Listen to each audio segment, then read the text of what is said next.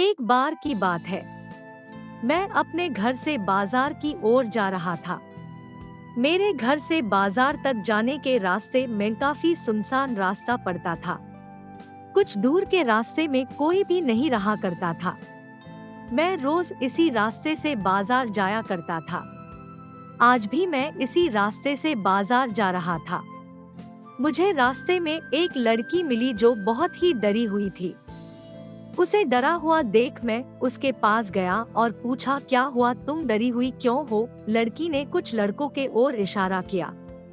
मैं समझ गया। मैं अपने साथ उस लड़की को लेकर उन लड़कों के पास गया। मैं उन लड़कों को कहा, क्या तुम्हें शर्म नहीं आता है? काफी कुछ कहने के बाद उन लड़कों को अपनी गलती का एहसास हुआ। उन्होंने लड़की से क्षमा मांगी। फिर मैं बाजार की ओर जाने लगा। उस लड़की ने मुझे रोका और कहा, मैं यहाँ पर नहीं हूँ। मुझे रहने के लिए किराए का घर चाहिए। क्या आप मेरी मदद कर सकते हैं? मैंने कहा, ठीक है। मेरे घर में एक कमरा खाली है। आप मेरे घर चलिए। अगर आपको पसंद हो तो आप उसमें रह सकती है। अगर आपको पसंद न आए तो मैं आपको दूसरा घर भी दिखा सकता हूँ। अब वह लड़की और मैं घर की ओर चल पड़े। रास्ते में मैं कुछ भी बोल नहीं पा रहा था। मैं बोलना चाह रहा था लेकिन नहीं बोल पा रहा था।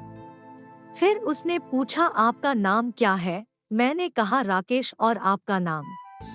उसने ने कहा, सुंदरी। मैंने बोला, काफी अच्छा नाम है।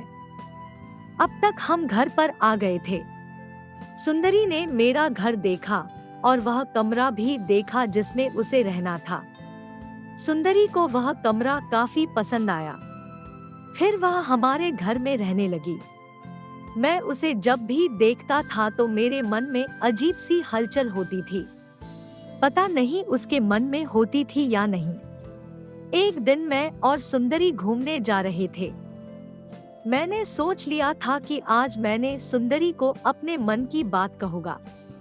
हम अपने घर से बहुत दूर एक सड़क पर थे। हम बाइक से जा रहे थे। मैंने सुंदरी से कहा, मुझे तुमसे एक बात कहनी है।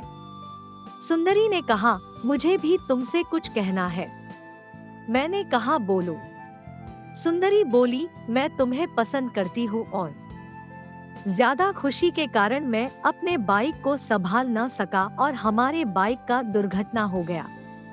मैं तो बच गया लेकिन सुंदरी ने अपने जान को गंवा दी। पर आज भी मेरे दिल में सुंदरी जिंदा है।